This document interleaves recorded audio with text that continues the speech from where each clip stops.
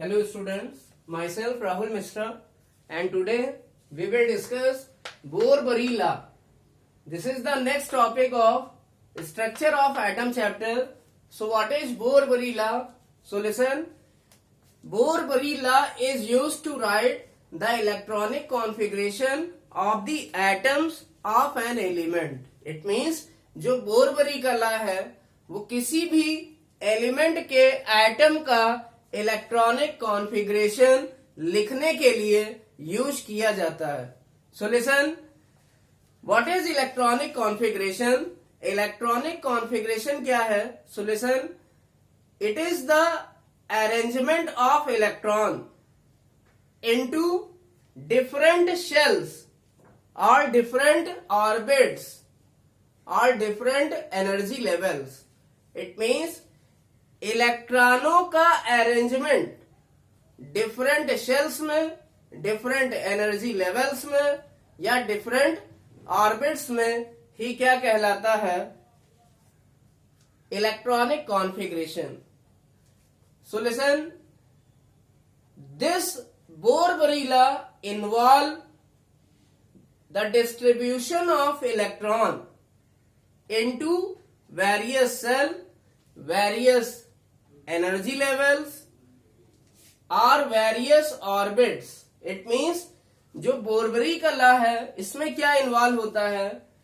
इलेक्ट्रॉनों का डिस्ट्रीब्यूशन किसमें?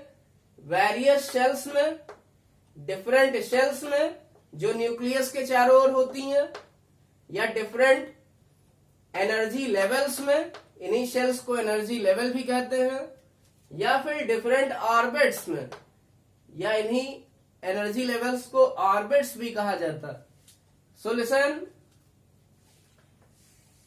The main points of this law are given as.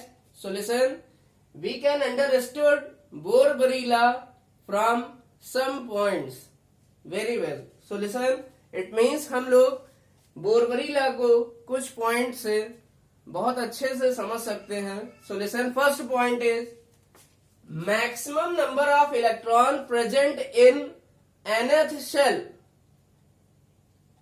Is equal to 2n square. It means nth shell में जो maximum number of electron होते हैं वो बोर-बरी ने बताया वो कितने होते हैं? 2n square, where n is what? n is number of shell या number of orbit. जहां पर n क्या है? where small n is number of shell or number of orbit. So listen, इस पॉइंट को समझने के लिए हमें क्या जानना है? We all know that an atom has a definite nucleus. हमें पता है कोई भी एटम है तो उसका एक डेफिनेट न्यूक्लियस होता है.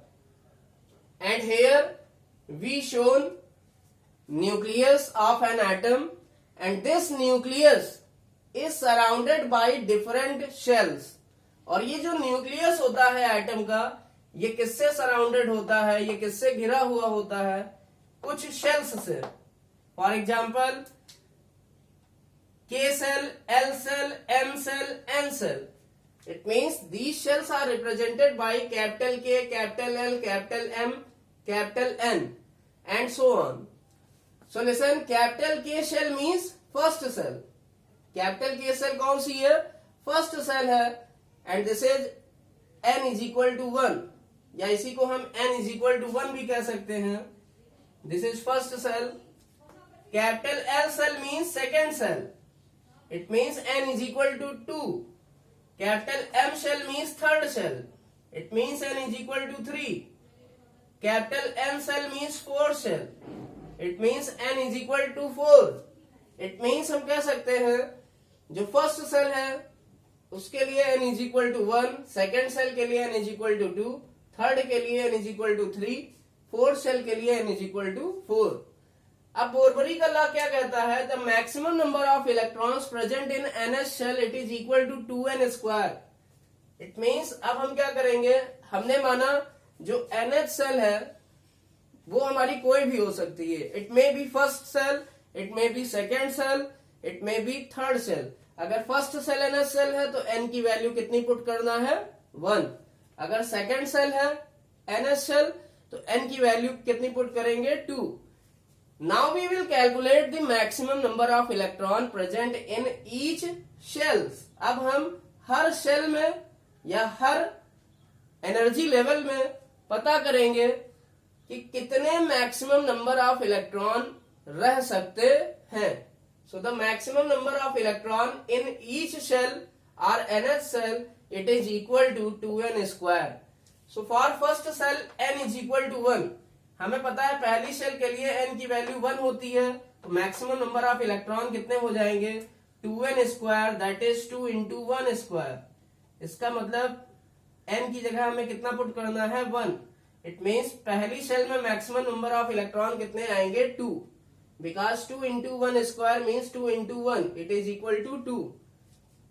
Now the maximum number of electron in second cell 2 into 2 square n की वैल्यू कितनी पुट करेंगे 2। it means 2 into 2 square means 2 square means 4 and 4 2 ja 8। it means maximum number of electron in second cell it will be 8। it means second cell में maximum कितने electron रह सकते हैं 8 electron. Now we will discuss for third cell. So in case of third cell n is equal to 3, the maximum number of electron will be 2 into 3 square. 2 into 3 square means 3 square means 9 and 9 2 ja 18. It means जो third cell है इसमें कितने maximum number of electron रह सकते हैं 18। Now in case of fourth cell n is equal to 4, so maximum number of electron in fourth cell it will be 2 into 4 square, that is 4 square means 4 4 ja 16, 16 2 ja 32। it means the maximum number of electron in fourth cell it will be equal to 32 electron। इसका मतलब हमने क्या कर लिया KLMN cell में कितने maximum number of electron रह सकते हैं या हमने ये पता कर लिया पहली सेल दूसरी सेल तीसरी सेल और चौथी सेल में कितने मैक्सिमम नंबर ऑफ इलेक्ट्रॉन्स आ सकते हैं ये हमने पता कर लिया। So first shell contain 2 maximum number of electron और we can say maximum number of electron in first shell it will be 2, maximum number of electron in second shell it will be 8, maximum number of electron in third cell it will be 18 and the maximum number of electron in fourth cell it will be 32. So this is the first point and it is most important point of Bohr-Bury law.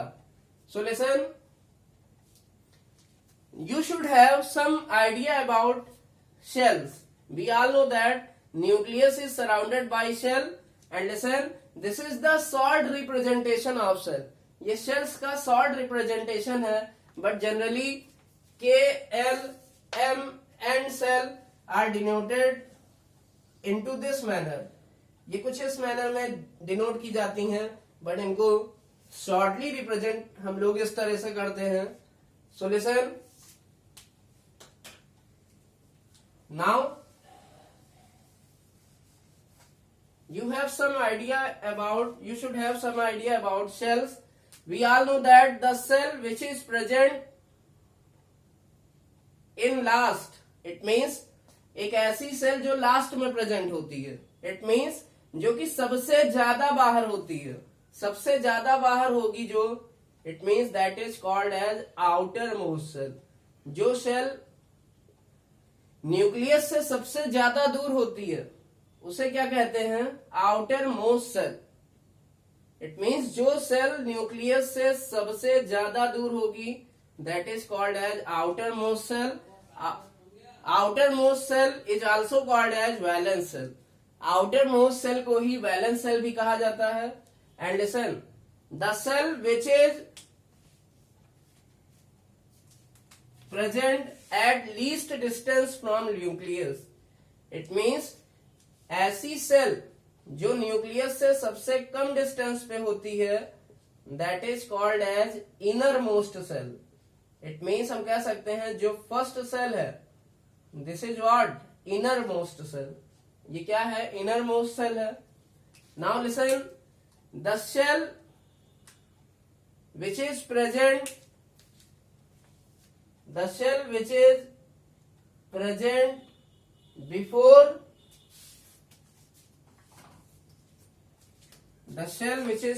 before the outermost cell. It means we are talking about this cell.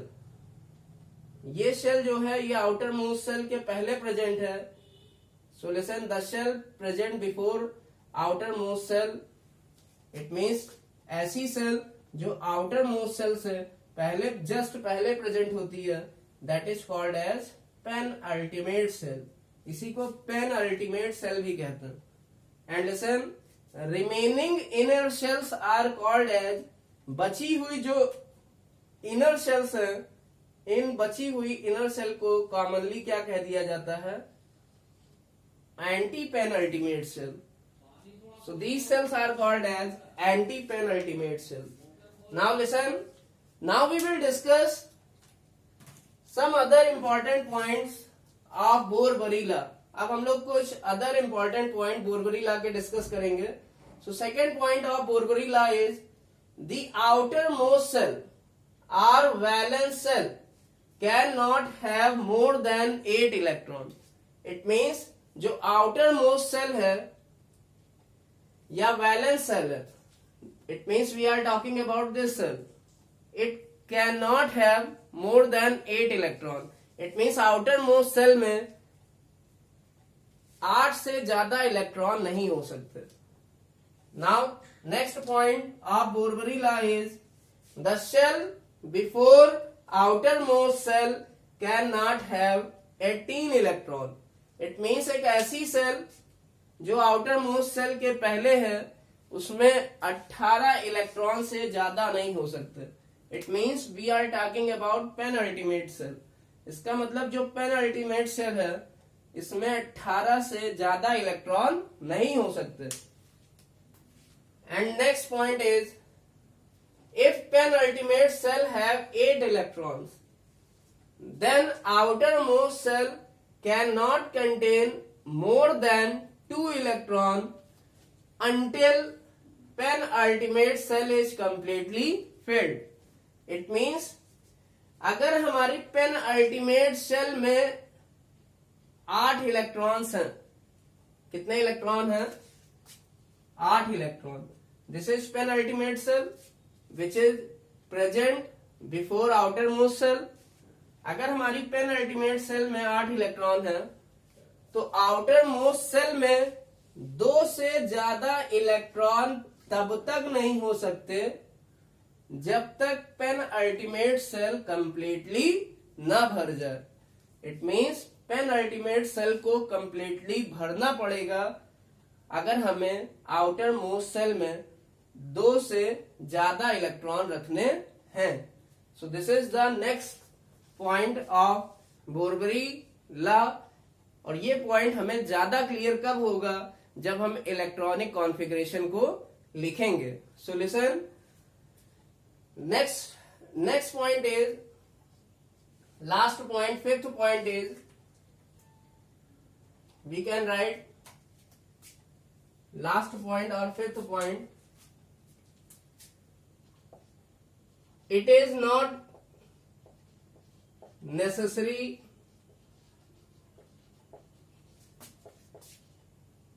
to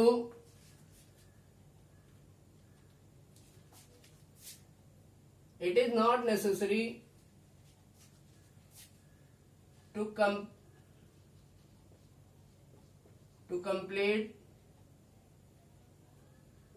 shell. It is not necessary. So it is not necessary that shell is completely filled before another starts. It means the fifth point and the last point of Borbori law is it is not necessary that shell is completely filled before another starts, it means कि यह कोई जरूरी नहीं कि cell पूरी की पूरी भरी ही हो किसी दूसरी सेल को स्टार्ट करने से पहले, यह कोई जरूरी नहीं। इट मीन्स हमारी अगर आउटर मोस्ट सेल के पहले की सेल अगर पूरी नहीं भी भरी है तो भी हम आउटर मोस्ट सेल को भरना स्टार्ट कर सकते हैं। This is the last point of Bohr Bury law. So listen one another point, Bohr Bury law is also called as Bohr Bury law of electronic distribution, of electronic distribution. It means ये law करता क्या है, ये किस cell में कितने electrons आएंगे, it means किस सेल में कितने इलेक्ट्रॉन डिस्ट्रीब्यूट होंगे, ये लॉ ये बताता है, इसलिए इसे Bohr Bury law of electronic distribution भी कहते हैं। So listen, this was Bohr Bury law. It is very important to write the electronic configuration of elements. It means ये लॉ बहुत इंपॉर्टेंट है किसी एलिमेंट के एटम का इलेक्ट्रॉनिक कॉन्फ़िगरेशन को लिखने के लिए।